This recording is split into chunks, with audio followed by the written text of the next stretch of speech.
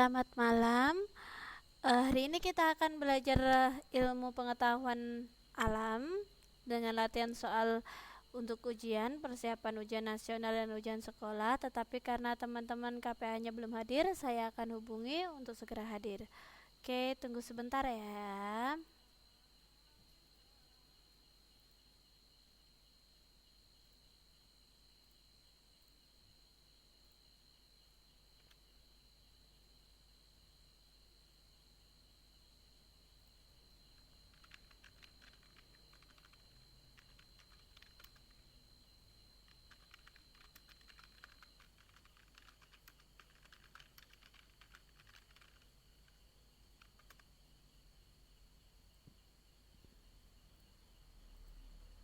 Oke, tadi sudah saya hubungi. Sekarang kita tunggu teman-teman untuk masuk kelas.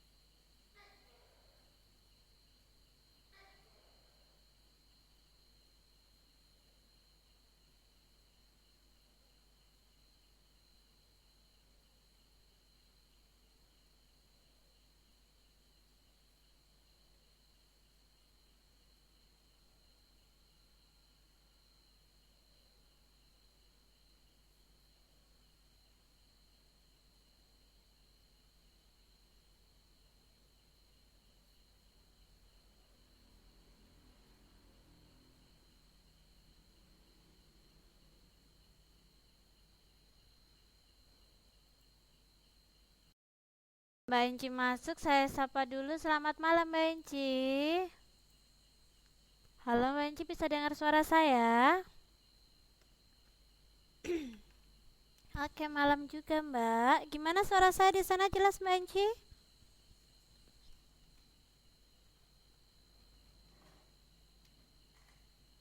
Oh, jelas. Untuk tampilannya bagaimana Mbak? Sudah jelas untuk tampilannya ini?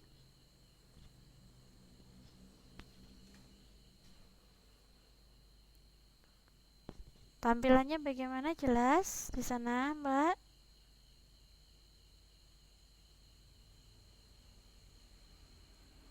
Halo Mbak Enci?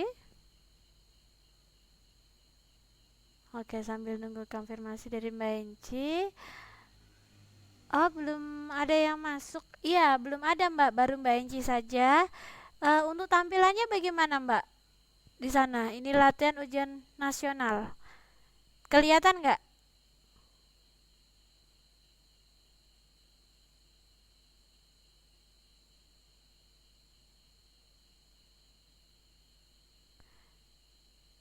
Kita tunggu teman-temannya sebentar lagi ya Mbak Enci ya. Boleh sambil nunggu teman-temannya Mbak Enci sambil bikin makan malamnya atau mungkin bikin kopi atau teh anget. Boleh atau nyiapin cemilan buat sambil belajar juga boleh. Atau sembari mengerjakan tugasnya yang belum selesai juga tidak apa-apa. Kita tunggu 2 menit lagi ya teman-temannya. Kalau tidak ada kita belajar sendiri. Oh, suaranya macet-macet. Oke, tidak apa-apa Mbak Inci ya. Mungkin karena sinyalnya yang kurang bagus. Saya juga minta maaf, kemarin kita seharusnya belajar bahasa Indonesia, kita latihan soal, tapi berhubung karena internet saya mati dan kemarin juga lagi hujan, jadi saya liburkan. Nah, nanti kalau seperti itu teman-teman nanti belajar sendiri tidak apa-apa ya. Nanti kalau ada kesulitan boleh hubungin saya lewat inbox. Nanti kita bahas bersama. Oke, kita tunggu sebentar lagi ya temennya ya. 1 menit lagi.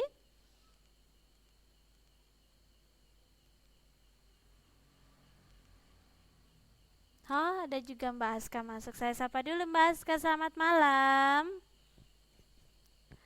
Halo Mbak Aska, selamat malam. Bisa dengar suara saya?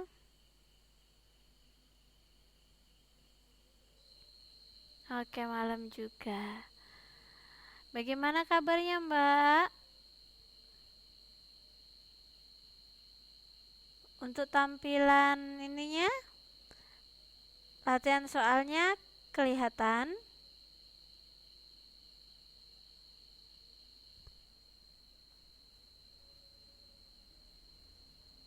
Alhamdulillah baik ya.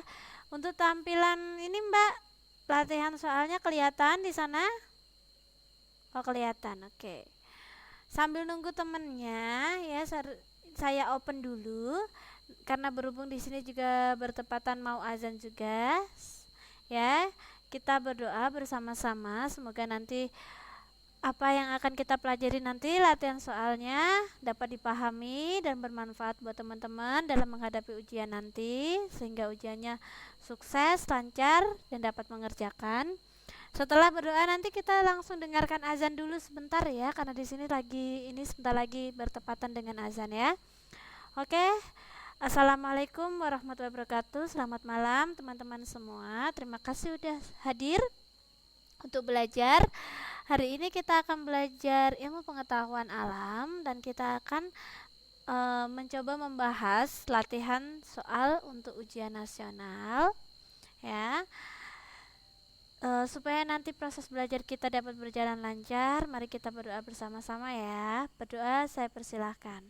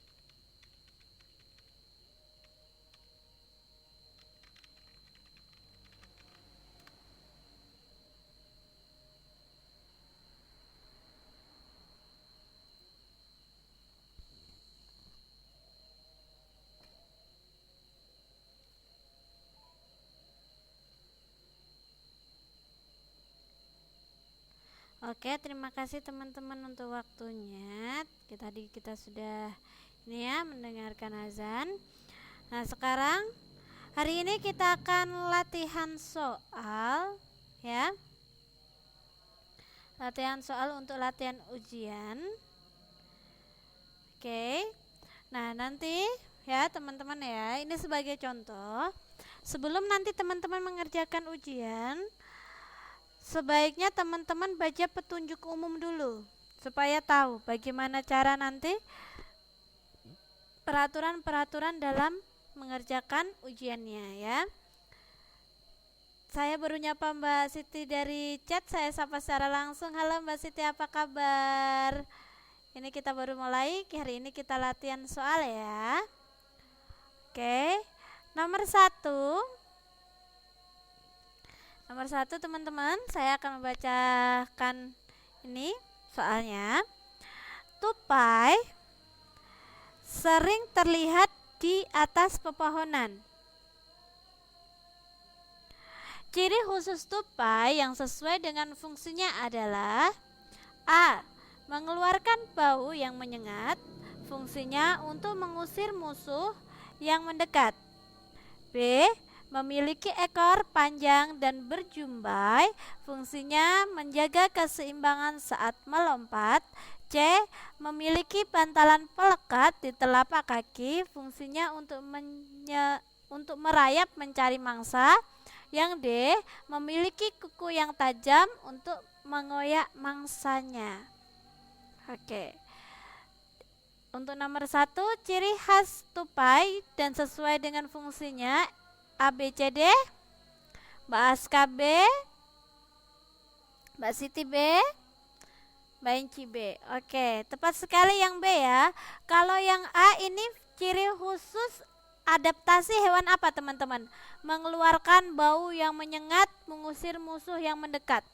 Kira-kira yang memiliki ciri khusus seperti ini hewan apa? Yang A. Ada yang tahu ciri dari hewan apa?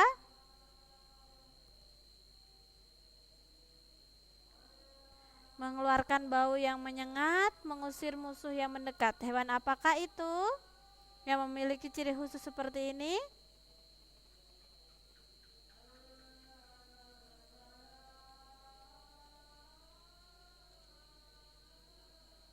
Bahas kan lupa.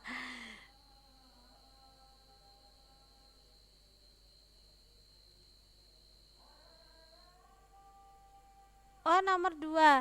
Yang nomor 1, Mbak. Yang nomor 1 yang A, itu ciri dari hewan apa?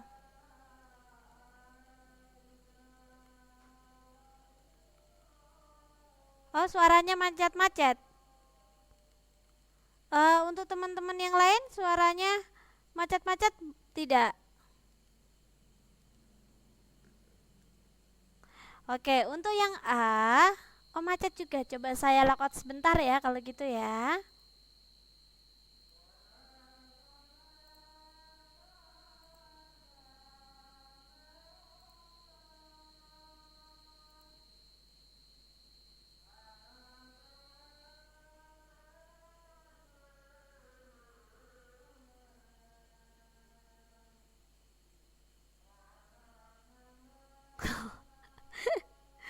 Kata Mbak Mariam.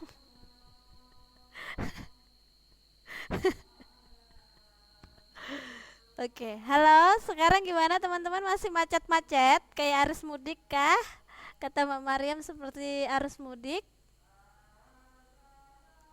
Bagaimana, masih macet? Oh ya, saya sapa dulu. Oh, sudah oke ya. Saya sapa dulu.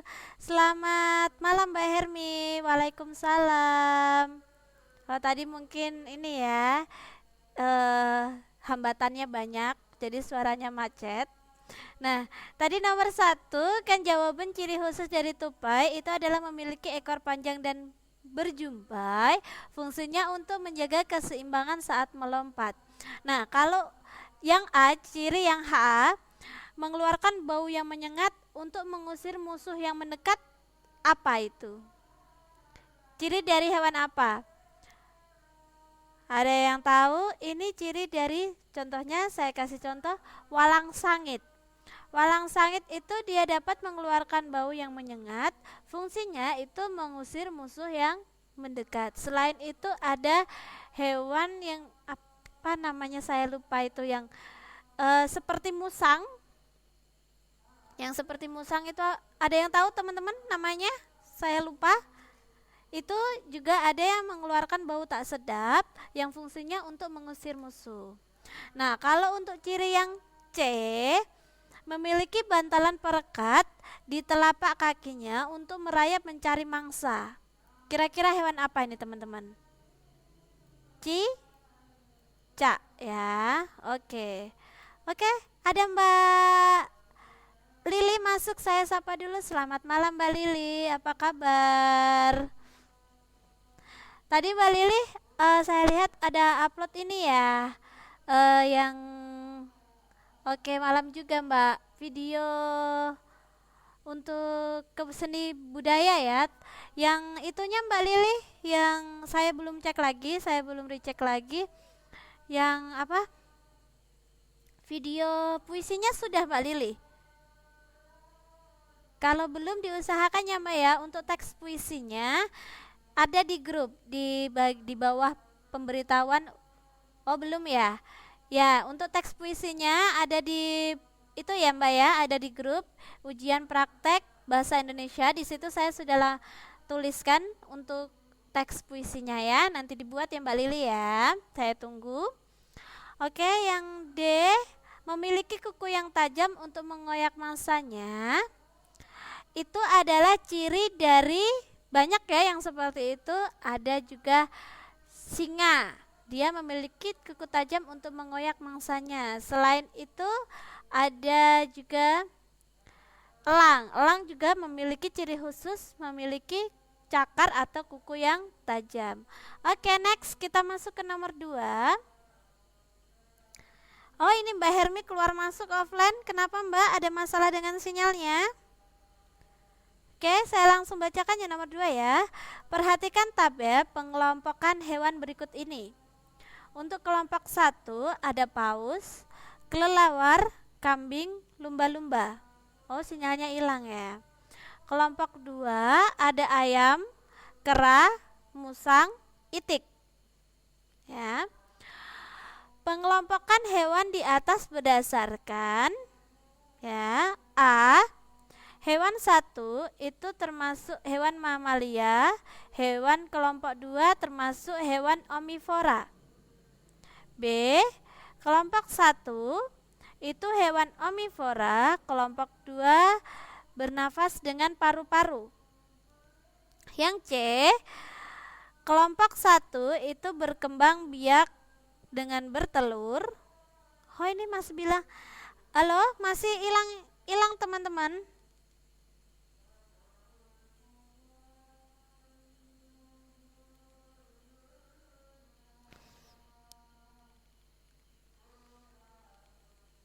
Masih hilang nggak teman-teman suaranya?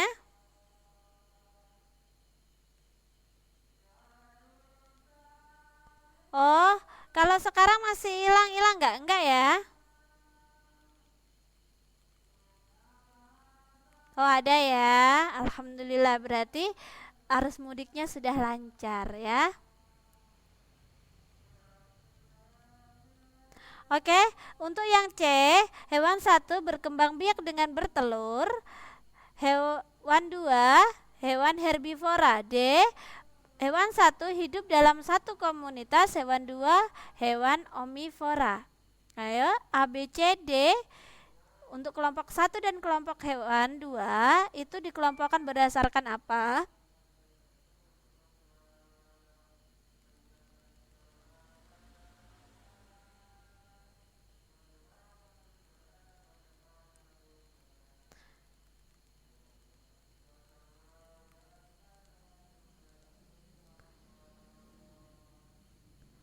Oh, suaranya masih macet-macet ya. Kalau gitu mungkin bisa dibaca sendiri nomor 2 teman-teman.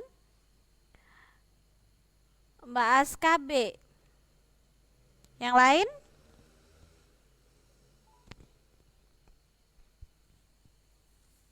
Mbak Hermi B.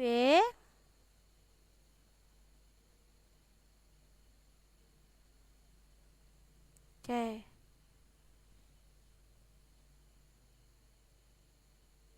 Mbak Cice.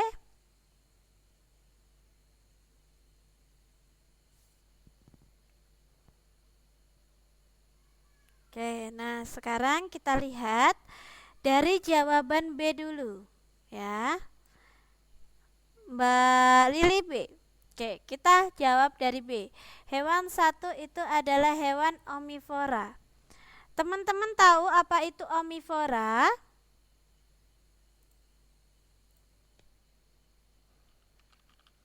Omnivora itu adalah pemakan segalanya.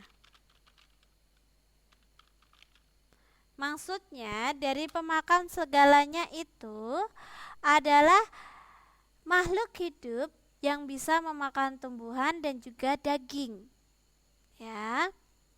Nah, sementara ada juga herbivora di situ. Herbivora itu adalah pemakan tumbuhan. Jadi dia hanya memakan tumbuhan saja. Oke. Nah, kalau yang ada juga sebutan karnivora. Karnivora itu untuk pemakan daging. Oke. Nah, sekarang kita Mbak Hermi ralat yang A ya. Oke, kita bahas yang B dulu. Omnivora. Oke. Paus. Apakah paus omnivora? Ya, paus omnivora. Kelelawar. Kelelawar ini termasuk pemakan buah dan serangga. Jadi dia termasuk omnivora. Kambing. Dia hanya memakan rumput. Jadi dia termasuk herbivora. Berarti dia bukan omnivora. Jelas yang ini salah. Otomatis B bukan jawabannya. Oke. Kalau di sini ada salah, berarti otomatis kelompok 2 juga ikut salah. Terus kita Mbak Siti D. Saya sapa dulu, selamat malam Mas Ri. Apa kabar Mas Ri? Untuk tampilannya kelihatan Mas Ri, hari ini kita sedang latihan soal ya Mas Ri ya, sambil membahas. Mas Ri ketertinggalannya menyesuaikan ya. Terus tadi ada yang jawabannya C, berkembang biak dengan bertelur. Yakin? Kelompok 1, berkembang biak dengan bertelur. Ya. Suaranya hilang timbul.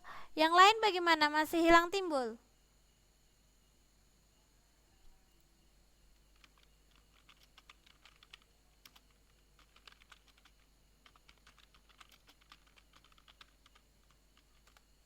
Oh tidak ya, berarti itu dari sinyalnya Mbak Aska ya.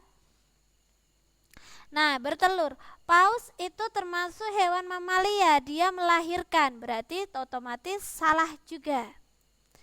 Terus kita jawab yang D, jawaban Mbak Maryam ya. Hidup dalam satu komunitas. Paus hidup di laut, kelelawar hidup di darat, kambing di darat, lumba-lumba di laut. Berarti dia tidak dalam satu komunitas. Oke, berarti yang benar adalah yang A. Kenapa yang A? Paus, kelelawar, kambing, lumba-lumba ini termasuk hewan mamalia. Hewan mamalia adalah hewan yang menyusui. Ya. Hewan mamalia cirinya itu adalah hewan yang menyusui dan melahirkan. Jadi perkembangbiakannya melahirkan, itu ciri dari hewan mamalia. Dan kelompok hewan 2, omnivora. Ayam dia makan tumbuhan, biji-bijian juga, dan juga kadang dia makan daging juga atau serangga. Kera pun seperti itu. Musang juga, itik juga. Berarti jawabannya yang tepat adalah yang A. Sekali lagi, omnivora itu adalah pemakan segalanya. Herbivora itu pemakan tumbuhan seperti buah-buahan, sayuran, rumput. Nah, itu herbivora. Kalau karnivora itu pemakan daging, ya. Oke, bisa dipahami ya teman-teman nomor 2 ya. Oke, sekarang saya lanjut ke nomor 3. Mas Ri ikut menjawab ya Mas Ri ya, nomor 3 ya. Tumbuhan bakau hidup di daerah pantai. Manfaat utama bagi lingkungan adalah A. Mencegah terjadinya gelombang tsunami. B. Tempat hidup hewan laut. C. Menggemburkan tanah pantai. D. Mencegah terjadinya abrasi pantai. Tumbuhan bakau. Oke, kalau yang seperti ini pada pinter semua ya. Tepat sekali untuk mencegah terjadinya abrasi pantai atau kerusakan pantai. Oke, nomor 4. Di Tanjung Puting, Kalimantan Timur adalah tempat untuk perlindungan hewan. Jenis hewan yang dilindungi dan tujuan perlindungan hewan tersebut adalah Tanjung Puting, Tanjung Puting, ya. A. Badak bercula 1 agar tidak mengganggu perkampungan penduduk. B. Gajah agar tidak merusak lahan pertanian penduduk. C.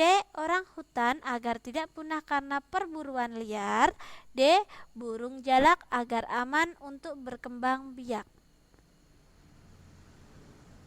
A, B, C, D. Tanjung Puting, Kalimantan Timur adalah tempat perlindungan hewan. Hewan yang dilindungi di sana apa dan tujuan perlindungannya itu untuk apa? A, B, C, D. Apa jawabannya teman-teman? Yang C, benar sekali ya. Karena di Kalimantan, kalau teman-teman tidak tahu, teman-teman bisa memakai logika. Kalimantan itu terkenal dengan habitat orang hutannya. Oke. Next, nomor 5. Perhatikan gambar hewan berikut ini. Nomor 1 ada ular, nomor 2 ada tikus, dan nomor 3 ada kura-kura. Cara perkembangbiakan hewan di atas adalah, ya, ini ada ular kobra. A. Nomor 1 secara vivipar dan nomor 2 secara ovipar. B. Nomor 1 secara ovipar, nomor 3 secara vivipar. C. Nomor 1 secara ovovivipar dan nomor 2 secara vivipar. D. Nomor 2 secara ovovivipar dan nomor 3 secara ovipar. A, B, C, D. Yang mana jawabannya teman-teman?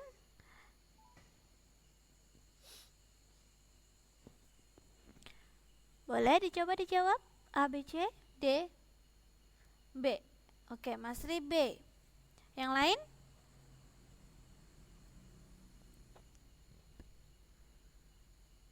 Mbak Siti juga B.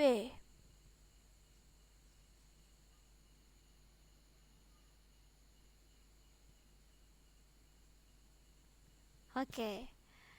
Ayo yang lain jawabannya saya tunggu.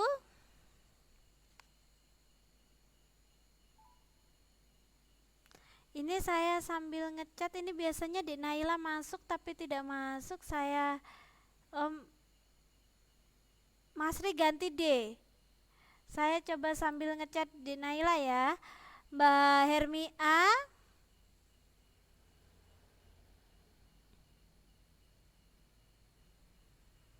Ya, yang lain?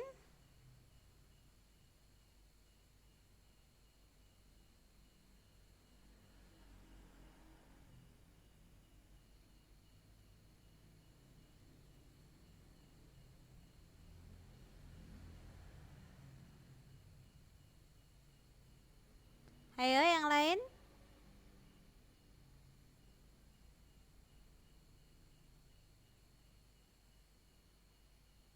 Saya sambil ngecat Dek Naila sebentar ya.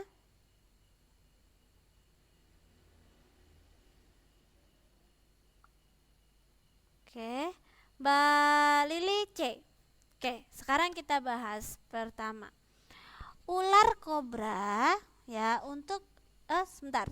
Teman-teman harus paham ini dulu. Vivipar. Apa yang dimaksud dengan vivipar? Ada yang tahu vivipar? Vivipar apa? Vivipar, teman-teman? Ada yang tahu vivipar, ovipar, ovovivipar? Ada yang masih sedikit-sedikit mengerti? Oke, kalau tidak ada yang ingat, vivipar itu artinya hewan yang, oh iya benar, beranak atau melahirkan. Ya, kalau ovipar itu hewan yang bertelur. Kalau bertelur itu ovipar, Mbak, bertelur. Kalau ovovivipar ini hewan yang bertelur dan beranak.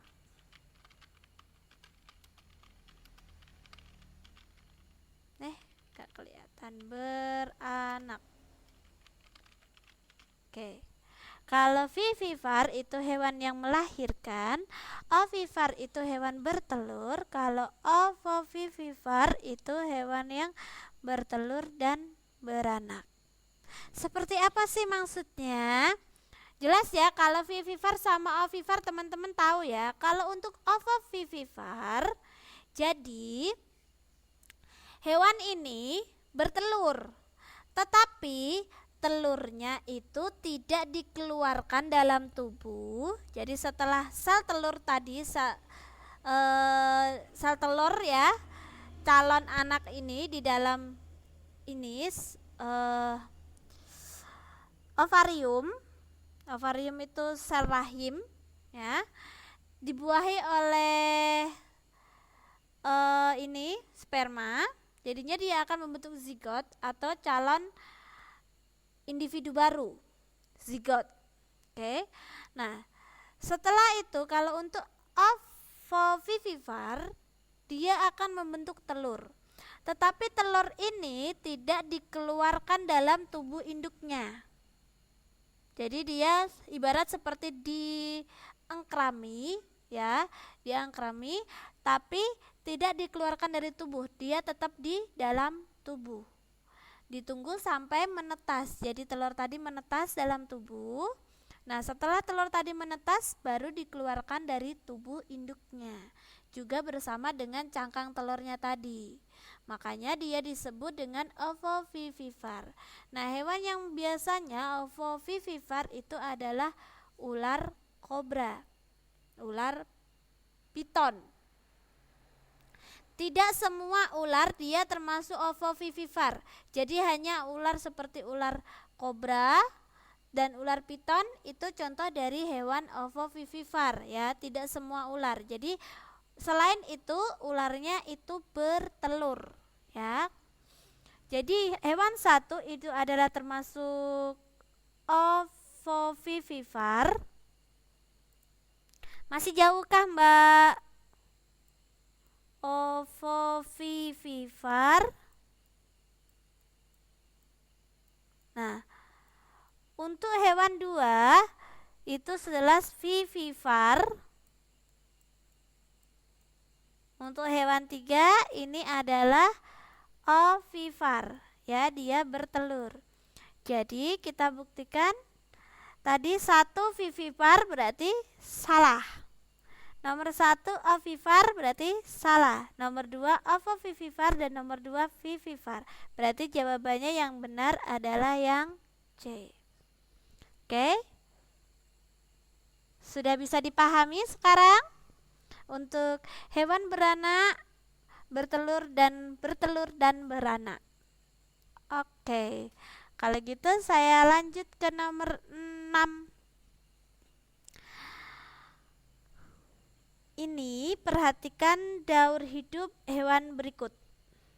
Oke, ini ada daur metamorfosis, namanya metamorfosis kupu-kupu. Daur hidup kupu-kupu itu disebut dengan metamorfosis, ya. Dan dia termasuk metamorfosis yang sempurna untuk kupu-kupu. Kalau tidak sempurna, contohnya itu seperti kecoa. Kecoa itu metamorfosis tapi tidak sempurna. Kalau kupu-kupu itu termasuk metamorfosis yang sempurna. Nah, ada urutannya. Ini B, yang ini C, ini D, ini A. Oke. Urutan tahap perkembangan hewan di atas dalam daur hidupnya adalah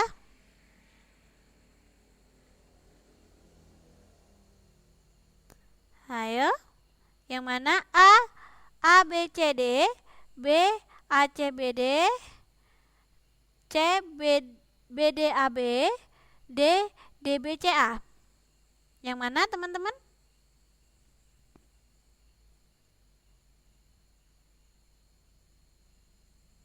Mbak Aska D, Mbak Hermi D, yang lain?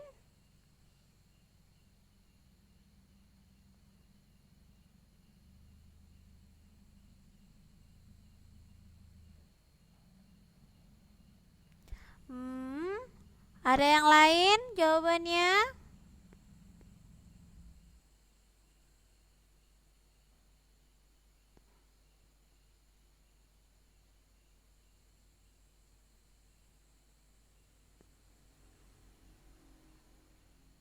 Masri, Miss C, A B O, Mbak Hermi C A B D B. Oke, kita bahas. Kita lihat yang kita lihat ya. Kalau kita mulai dari A, ini kan kalau daurnya kan muter ya teman-teman ya. Kita urutkan dari A dulu. A. Habis A itu bertelur berarti C. Oke. Setelah bertelur, dia berubah menjadi ulat. D. Setelah menjadi ulat, dia akan menjadi kepompong. Setelah menjadi kepompong, dia akan kembali menjadi kupu-kupu. Jadi kita cari yang urutannya A, C, D, B. Adakah di sini?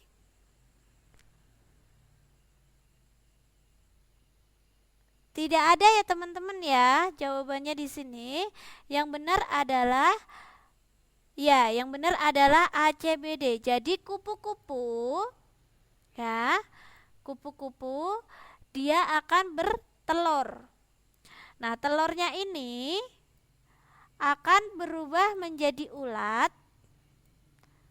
Kemudian si ulat ini akan menjadi kepompong.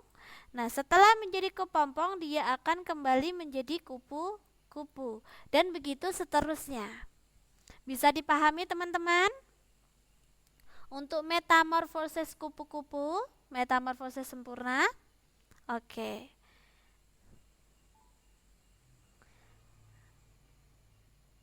Sebentar, Mbak Lili tadi ngechat, saya buka dulu.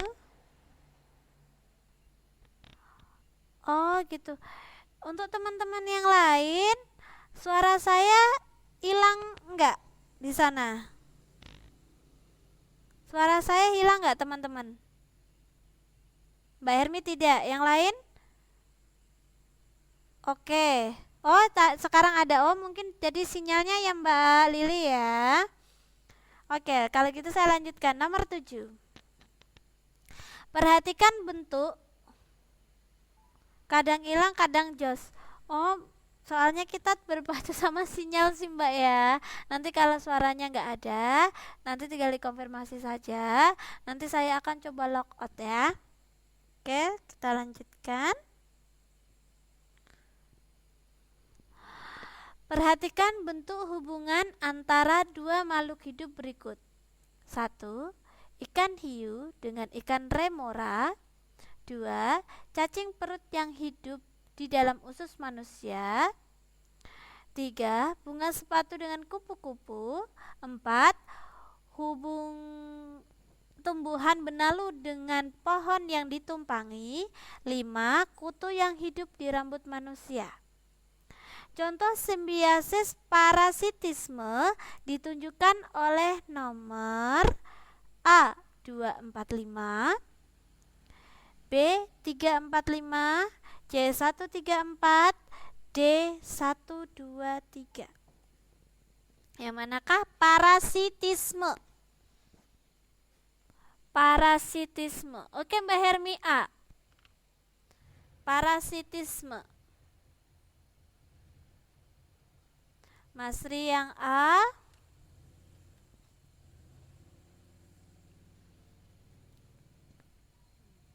Oke, tepat sekali ya yang A.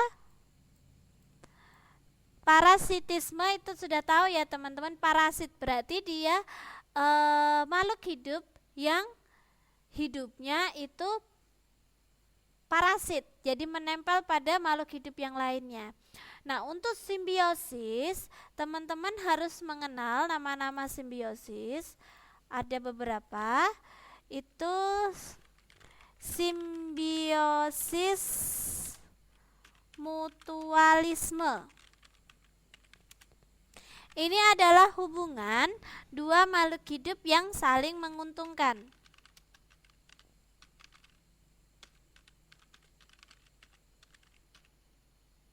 Ya, contohnya seperti burung jalak dan kerbau.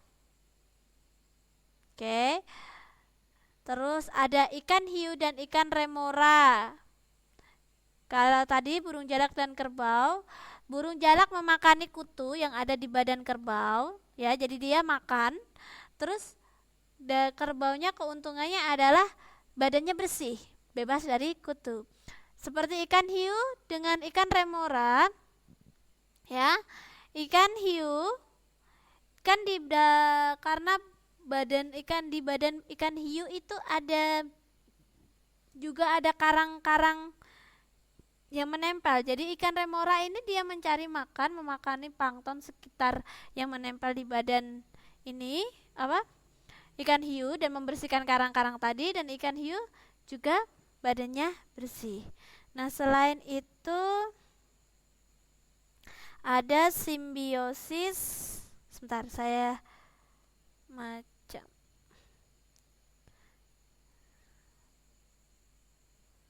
Oke, sebentar ya teman-teman ya.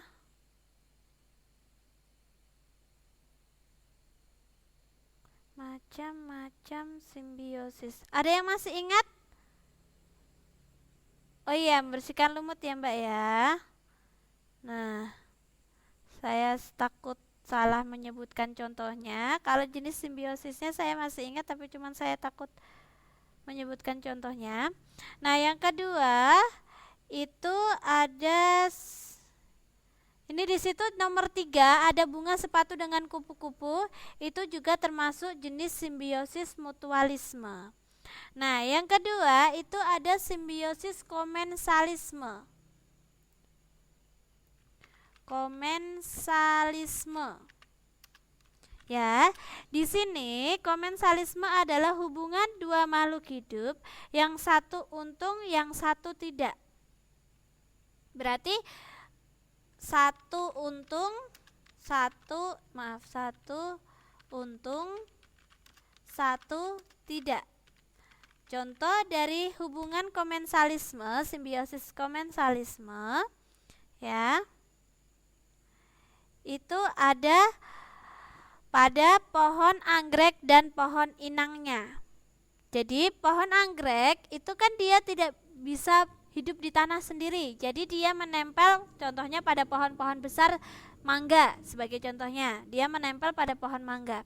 Nah, pohon anggrek itu dapat keuntungan, dapat tumbuh dan mendapat sari makanan dari pohon mangga, tetapi pohon mangga juga tidak merasa dirugikan karena ditumpangi oleh tumbuhan anggrek. Oke. Oh maaf teman-teman, saya ralat untuk ikan hiu dan ikan remora. Ternyata itu termasuk komensalisme ya. Saya salah ini. Salah kasih contoh. Ya bisa catatannya diralat. Untuk ikan hiu dengan ikan remora itu contoh dari komensalisme. Ada lagi hubungan antara tumbuhan sirih dengan inangnya. Ya. Sama dengan ini. Hampir sama dengan anggrek. Kalau anggrek dia mendapat sari makanan, kalau tanaman sirih dia keuntungannya dapat merambat pada tumbuhan, ya, tumbuhan yang menjadi inangnya yang dirambati, dan tumbuhan yang dirambati itu pun tidak merasa dirugikan. Oke. Nah, sekarang yang ketiga itu parasitisme. Parasitisme. Ini tadi yang baru kita bahas. Parasitisme itu hubungan ini hubungan dua makhluk hidup yang salah satunya untung dan satunya rugi. Jadi ada pihak yang dirugikan.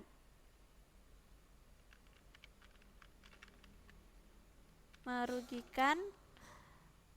Ya, contohnya kutu pada rambut itu tadi ya. Terusan umbai cacing atau tali putri pada tumbuhan inang.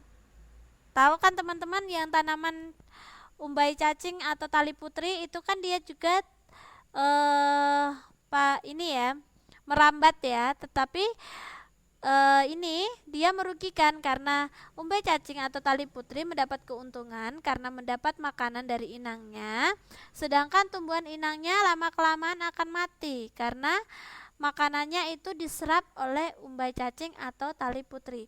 Umbai cacing atau tali putri itu yang kayak apa ya, sulur, dia melungker-melungker biasanya di tanaman pagar itu biasanya ya teman-teman ya.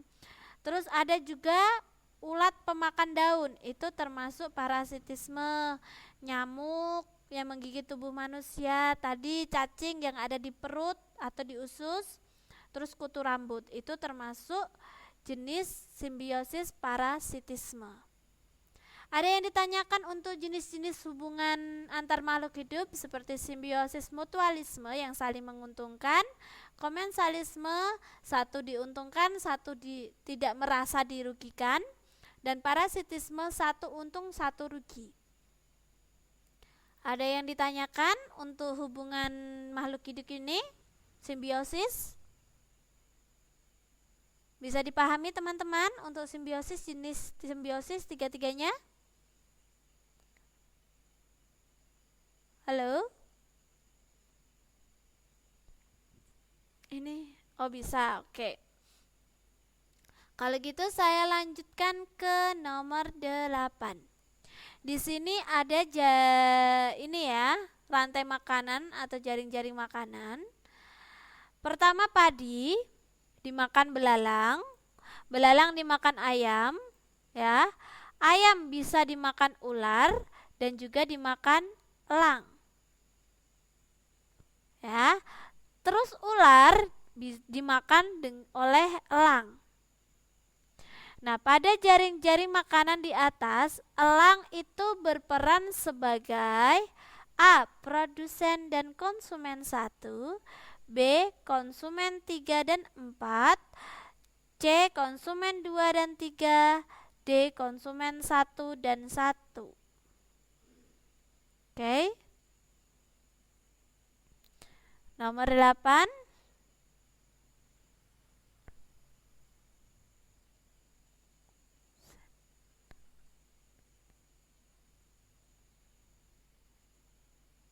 Nomor 8. Oh iya Mbak Siti, tidak apa-apa, kita sedang mengerjakan nomor 8. Boleh dicoba?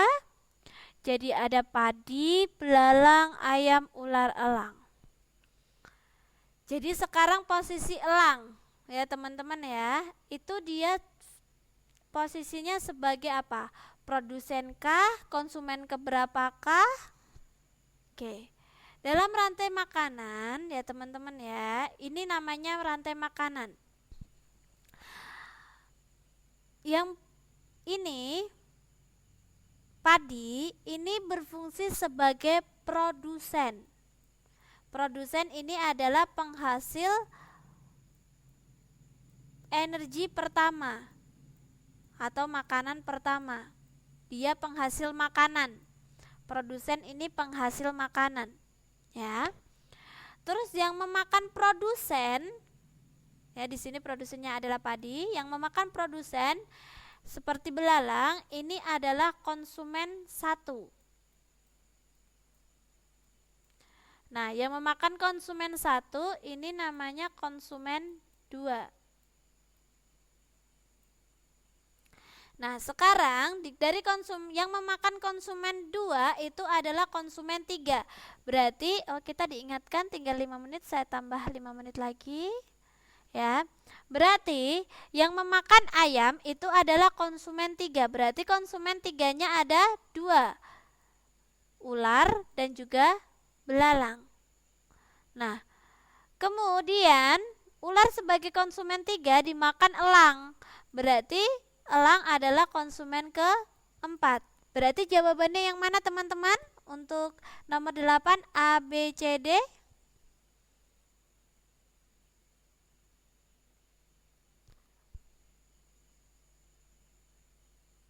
Yang B apa yang C nih? Elang, yang elang. Dia konsumen keberapa? 3 dan 4. Nah, kalau saya punya seperti ini rantai makanannya, daun di sini saja ya, dimakan ulat, dimakan ayam, dimakan musang. Nah, teman-teman, sekarang di sini produsennya yang mana? Yang berfungsi sebagai produsen. Yang berfungsi sebagai produsen yang apa? Daun, ulat, ayam, apa musang? Produsen, daun. Untuk ayam, dia sebagai apa? Ayam. Ayam dia sebagai apa? Produsen, konsumen keberapa? Ya, konsumen keberapa Mbak ayam? Konsumen 2. Ini adalah produsen daun, ulat adalah konsumen 1, ayam konsumen 2, musang konsumen 3. Saya anggap bisa dipahami ya untuk rantai makanan ya teman-teman ya. Oke, nomor 9. Ini masih 7 menit, kita lanjutkan nomor 9. Alang-alang merupakan tumbuhan yang banyak dijumpai di dataran rendah. Oke. Akar alang-alang berguna untuk A. Obat gatal-gatal, B. Bahan dasar pembuatan pil kina, C. Mengobati panas dalam, D. Menghilangkan bau badan. Mbak Aska langsung mengobati panas dalam. Oke, tepat sekali ya untuk mengobati panas dalam. Kita lanjut ke nomor 10.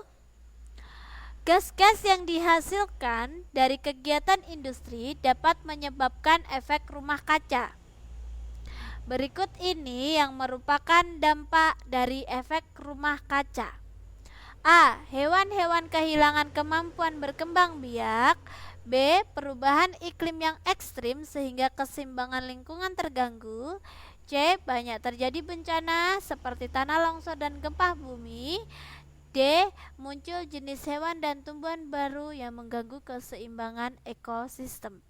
Efek rumah kaca. Seperti apa sih efek rumah kaca? Jadi ibarat seperti ini saya gambarkan. Ini adalah bumi. Ya teman-teman ya. Ini adalah awan.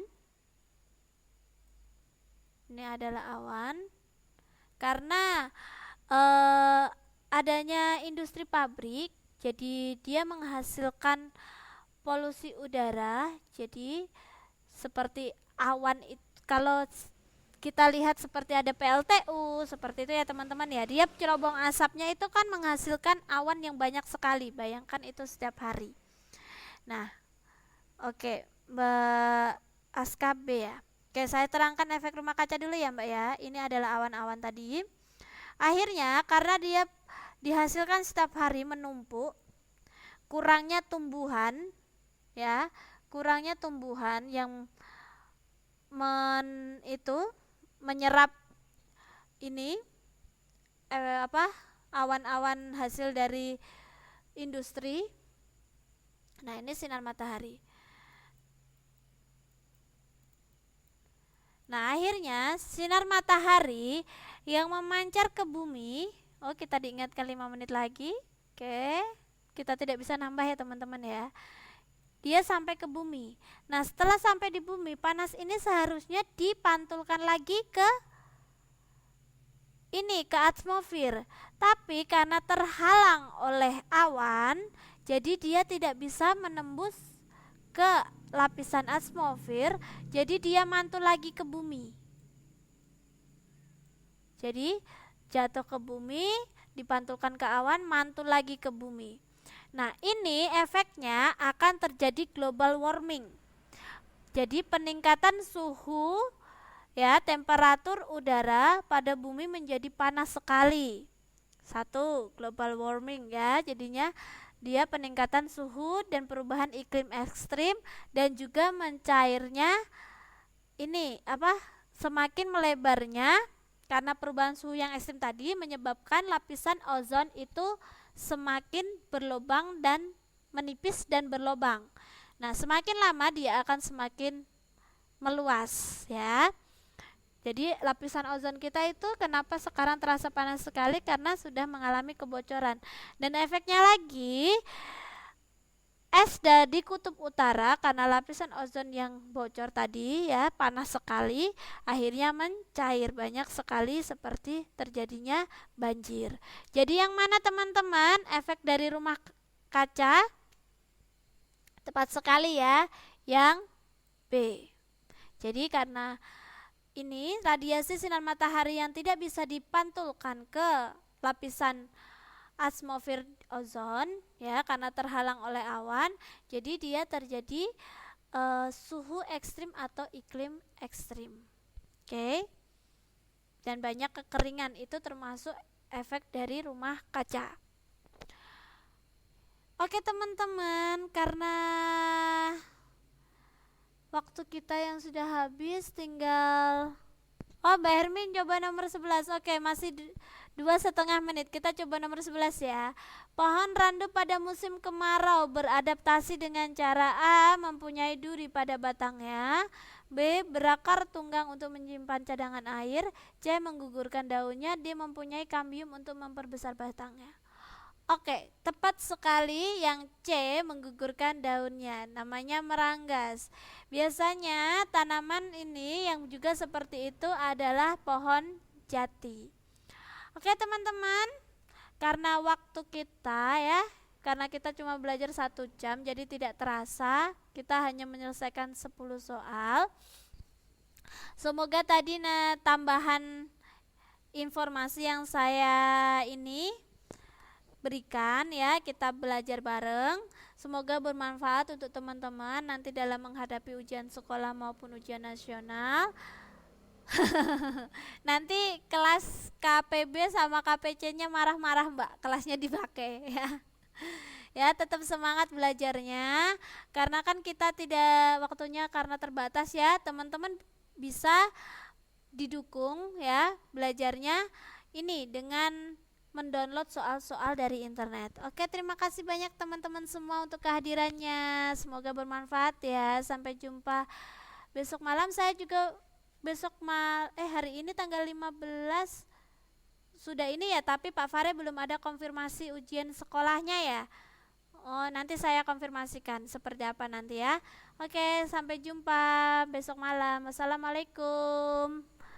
Iya Mbak Aska, sinyalnya mungkin seperti kata Mbak Mariam lagi mudik. Jadi banyak macetnya. Oke, terima kasih kembali Mbak. Waalaikumsalam.